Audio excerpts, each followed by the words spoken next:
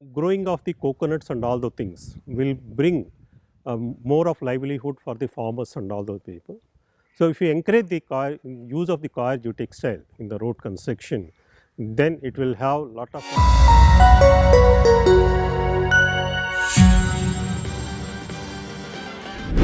Kelapa acap kali disebut sebagai tumbuhan serbaguna. Soalnya, tumbuhan satu ini semua bagian pohonnya bisa dimanfaatkan untuk berbagai tujuan. Misalnya nih, batang pohonnya bisa buat tiang rumah alias tiang bangunan dan sebagainya.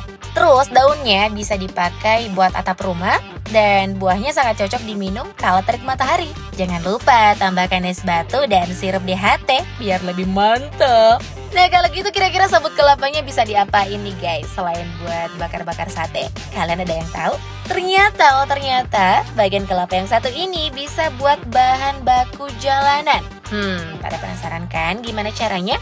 Yuk, gak usah lama-lama. Berikut ini Mimin bakal nge-spill proses pembuatan jalan menggunakan kelapa. Mulai dari proses penghancuran sabut kelapa, proses pembuatan tali, proses pembuatan jaring, proses pemasangan, hingga apa kelebihannya. So, stay tune ya guys.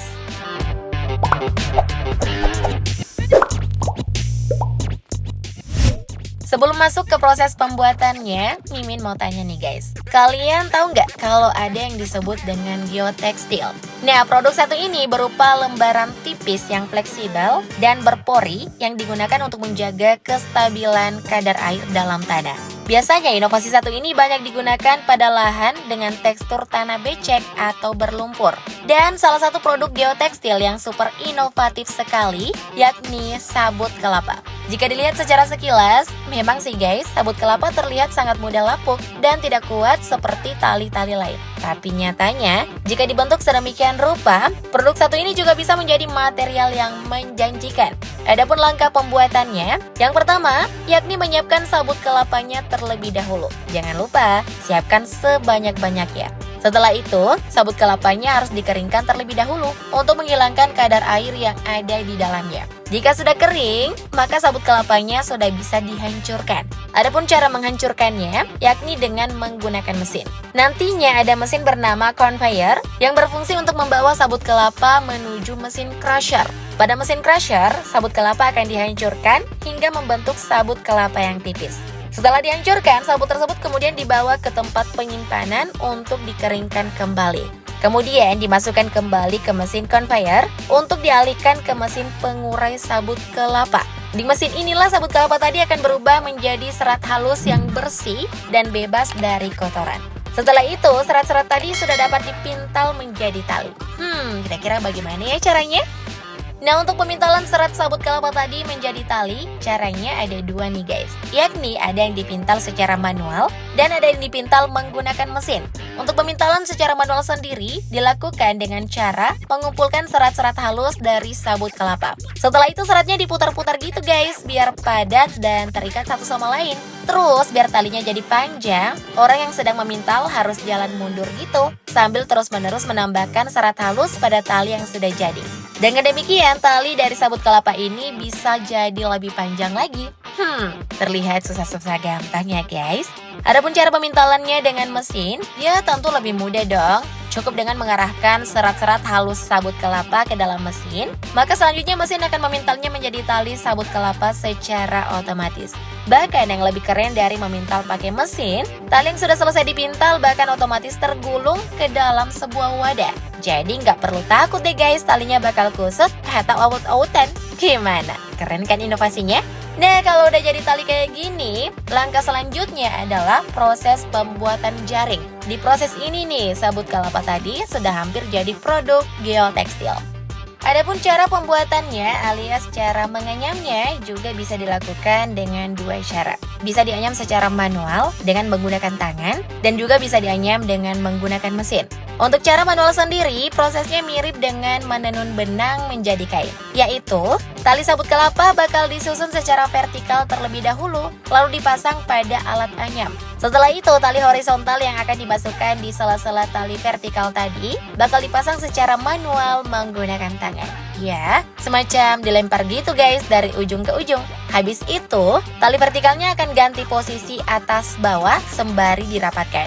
Dan tali vertikalnya dipasang lagi secara manual. Cara ini dilakukan berulang-ulang hingga mencapai ukuran yang diinginkan. Sedangkan jika menggunakan mesin, tentu lebih cepat dan lebih canggih lagi ya guys. Cukup dengan memasang tali pada mesin, setelah itu mesin bakal mencetak anyaman dengan otomatis tanpa perlu bantuan tenaga manusia.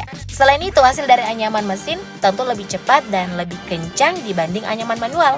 Wah, satisfying juga ya guys lihat mesinnya. Terus setelah talinya selesai dianyam menjadi jaring, maka proses selanjutnya adalah pemasangan koir geotekstil pada lahan yang akan dibangun jalanan. Nah, karena ukurannya yang begitu besar, maka jaring sabut kelapa ini bakal digulung terlebih dahulu ya guys. Gunanya agar mempermudah pekerja mengangkut jaring ke lokasi pembuatan jalan dan menghemat tempat ketika dipindahkan. Adapun cara pemasangannya, pertama-tama tanah yang akan dibuat jalanan terlebih dahulu dipadatkan dan diratakan. Setelah itu barulah produk geotekstilnya dipasang dengan cara dihamparkan ke seluruh badan jalan. Dan jika seluruh bagian sudah tertutup jaring dengan baik, maka selanjutnya adalah pemberian besi sebagai penahan atau perekat antara jaring dan tanah. Ya, semacam paku gitu kali ya guys. Setelah pemasangan perekat, langkah selanjutnya adalah pemberian material jalanan seperti kerikil, pasir, tanah, dan cairan aspal.